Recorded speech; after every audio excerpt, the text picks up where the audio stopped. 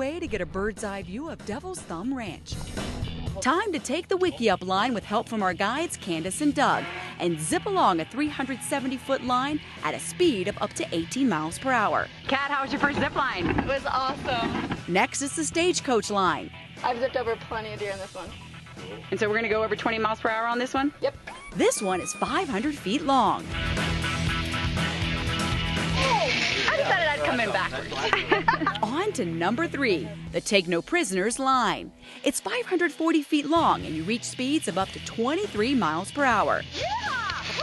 Then the Nordic Line to zip 632 feet. Was that one fun? That was a good one.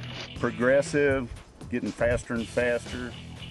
View is fantastic. The grand finale is the High Lonesome Line. See you later! At 1,600 feet, it's 2.5 to 3 times longer than the other 4 lines, and you can hit speeds of almost 40 miles per hour.